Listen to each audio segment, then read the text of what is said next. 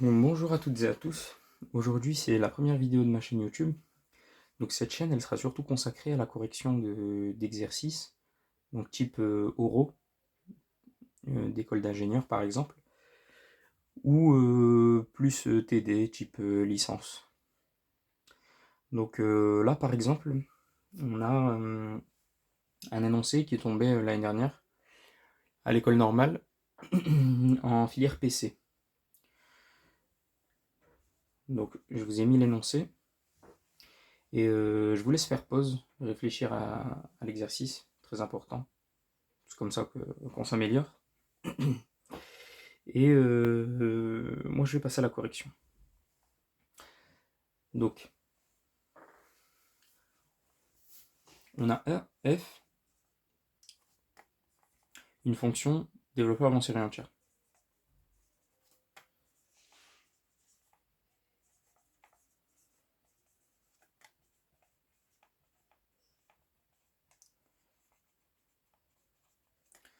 Donc, je vais rappeler ce que ça veut dire. Une fonction f, elle est développable en série entière si et seulement si il existe une suite, donc AN, qui peut être complexe d'ailleurs,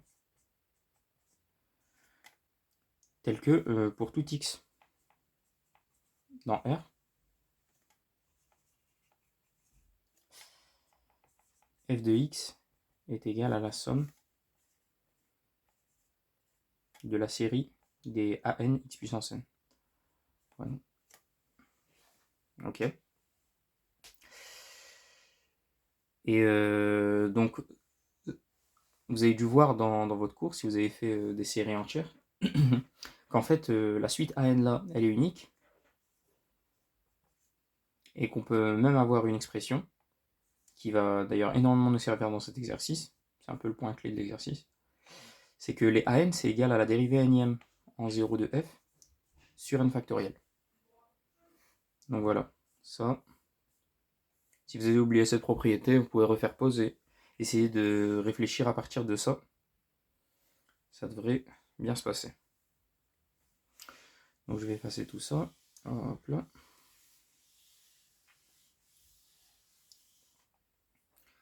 Donc là, dans l'énoncé, on nous dit qu'on pose J, une partie finie. Et on a une propriété qui est assez remarquable, qui va être que pour tout I qui n'est pas dans J, la dérivée IM en 0, ça va être égal à 0. Et pour tout J dans J, la dérivée JM en 0, en 1 plutôt, elle va être nulle. Et donc en fait, déjà ce qu'on peut remarquer, c'est comme J est fini, tous les éléments qui ne sont pas dans J, en fait, J, il y a un plus grand élément. Ça, c'est fondamental. Une partie de n qui est non vide, elle admet un plus grand élément.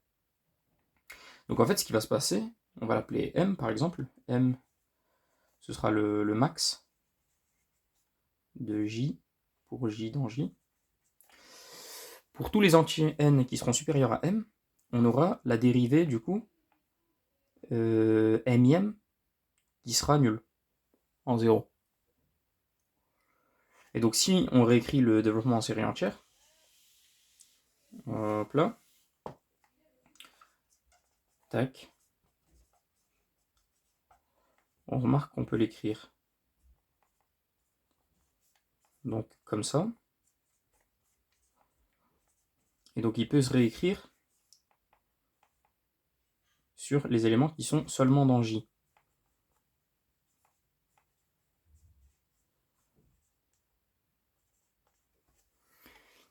Et donc en fait la somme qui à la base était infinie, en fait c'est une somme finie. J est finie, elle est finie, et en fait il y a au plus m termes. M qui est le plus grand élément là de l'ensemble J. Et donc en fait ça veut dire quoi? Bah on a f de x qui s'écrit comme ça, et ça faut remarquer en fait c'est simplement un polynôme. Donc là ça va être très important.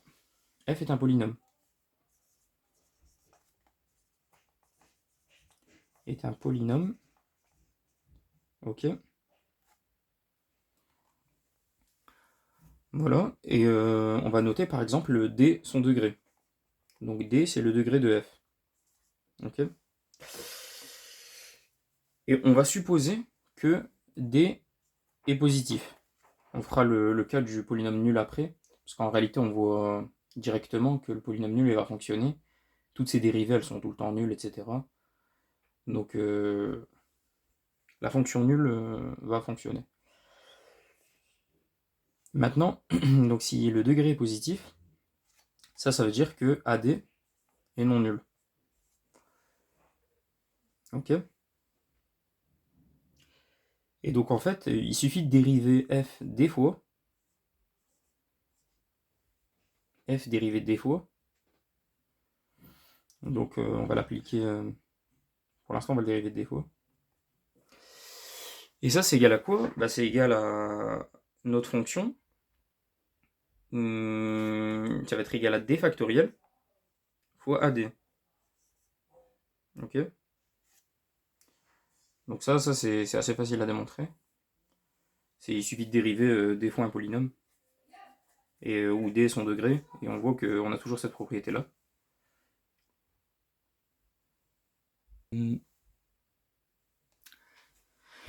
Sauf que là, on a un problème. Pourquoi? Parce que f dérivé d fois, donc d factoriel ad, ad non nul, ce qu'on avait mis là, parce que c'est le coefficient dominant de f, et d factoriel est non nul aussi. Donc f dérivé de d fois, que ce soit en 0 ou en 1, ce sera toujours non nul en fait. Donc ça veut dire quoi? Ça veut dire qu'on aboutit à une contradiction. Parce qu'en fait, je rappelle dans l'énoncé, on avait ou bien ça qui était égal à 0, ou bien ça qui était égal à 0, en fonction du fait que i appartenait à j ou non. Donc là, on aboutit sur une contradiction. Ça veut dire que f, en réalité,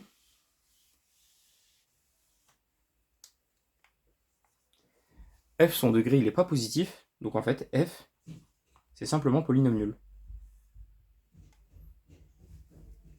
Ok. Et dans la question 2, on nous demande de vérifier si la propriété est encore vraie, si maintenant on suppose j infini. Et là, en fait, pour j infini, en général, quand on a des questions comme ça, il faut surtout penser aux contre-exemples. Et les contre-exemples, souvent, on va dire 90% du temps, même à XUNS, on peut les trouver avec ce qu'on a dans le cours. Ou ce qui est, on va dire, dans l'adhérence du cours. Et donc ici, j infini, donc il faut penser à une fonction qui s'annule une infinité de fois, dont la dérivée s'annule une infinité de fois. Donc une fonction qui vient à l'esprit, par exemple, ça peut être la fonction sinus x. Sinus x, on sait que son développement en série entière, c'est moins 1 puissance n, x puissance n, x puissance 2n plus 1 plutôt, sur 2n plus 1 factoriel. Donc le but, ça va être de créer un contre-exemple avec sinus. Donc là, le truc, c'est que on voit que toutes les dérivées paires, elles sont égales à 0. Et donc, toutes les dérivées impaires, par contre, là, ça change. On peut regarder, par exemple, sinus pi sur 2x. Donc pourquoi on fait ça? Parce qu'en fait, ce qui se passe pour sinus pi sur 2x, quand on le dérive, ça devient pi sur 2 cosinus x. Pi sur 2, pardon, cosinus pi sur 2x. Et là, ce qui se passe, c'est quand on l'applique en 1, eh ben, on trouve cosinus pi sur 2, on trouve 0. Quand on redérive, on a pi sur 2 au carré, avec un moins sinus pi sur 2x. Là, on l'applique en 0. Hop, je mets des parenthèses. Là, on l'applique en 0. On voit que c'est égal à 0. Et en redérivant, pi sur 2 cubes, cosinus pi sur 2x, on voit que si on l'applique en 1, eh ben on retrouve cosinus pi sur 2 qui va refaire 0. Et ensuite, en redérivant, on boucle la boucle avec un pi sur 2 puissance 4 qui va apparaître, mais qui va pas changer grand-chose. Donc voilà. Et donc, bah, c'est fini en fait. Il suffit simplement d'écrire.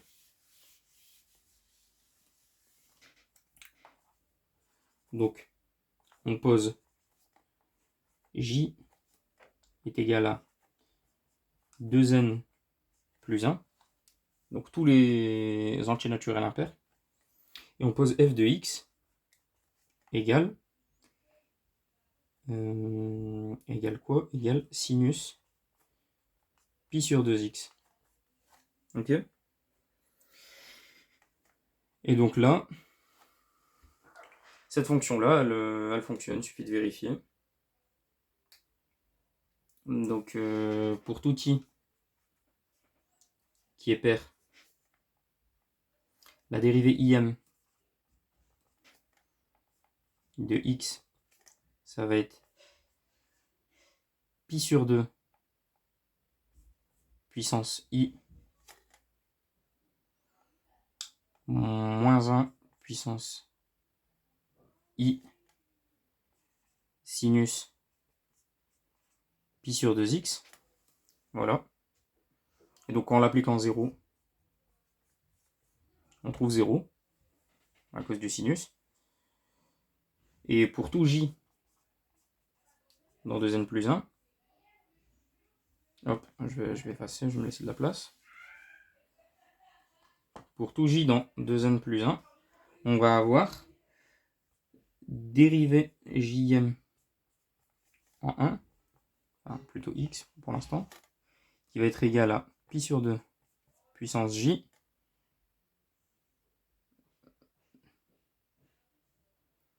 moins 1 puissance, donc j moins 1 sur 2, d'ailleurs c'était i sur 2, hein, ici à la dérivée d'avant, cosinus pi sur 2x. Et donc là, pareil, en l'appliquant en 1, on voit que on obtient 0. Ce qui nous permet de conclure l'exercice. Donc voilà, exercice qui est pas très compliqué. Quand tout est bien posé, etc., normalement ça le fait.